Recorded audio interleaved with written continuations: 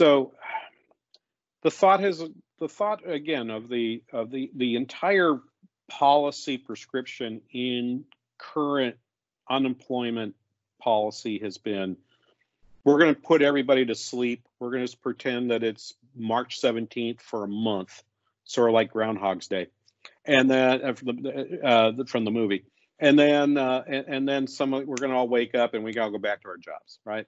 Okay, so you and I would agree, and I think everyone on this call would agree, that's not realistic. A bunch of those jobs are going to go away.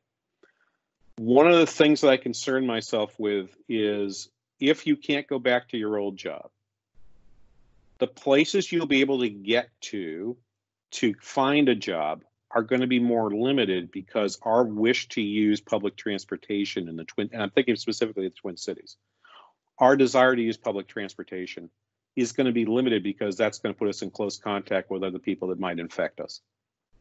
So to me, that's a major issue. So for example, to particularly be of assistance to workers of color living in urban environments, I hope that transportation systems would say you need to wear a mask, right? That's just going to be part of it, because those people are not going to be those workers are not going to want to go to work when they're forced to go to work on a bus or a train that makes them uncomfortable. They think that they think they might get sick on that bus or train, right? So we don't want that. So you might find that in the absence of that, particularly communities of color workers are going to be a little more place bound than they might otherwise be. So strategies, again, to me, the strategy is one of them is worker mobility, right? They've got to be able to get to jobs someplace else, dealing with the fact that they have a fear of where to go, of how to get to where they want to go. It's impractical to think that they can walk to work. It's probably also not very practical to think, well, maybe they can ride a bike in June, July, and August, and maybe we have a vaccine by September. But at some point, that thought just, won't work anymore. So that's one area. The other area is that if we think about the places that open up last, and I'll go back to the healthcare industry that I was asked about before.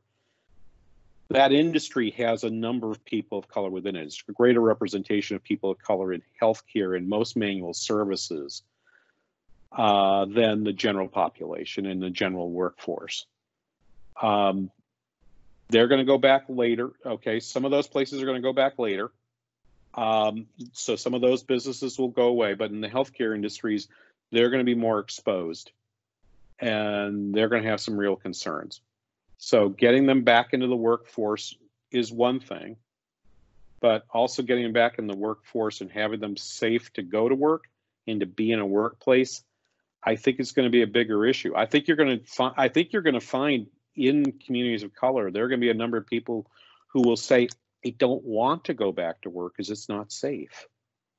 And I don't know how you work with them. You can't tell them, well, you'll just have to suck it up. No, I mean, I think what will happen instead is we're going to actually end up with extending the additional benefits for a few extra months to be able to provide enough time and space to develop the strategies needed to be able to assure the workers that they can go back and to assure the customers that see those workers that they can go back.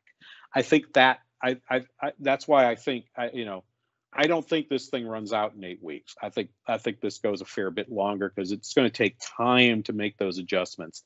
They're not evident to any of us, I think, at this moment.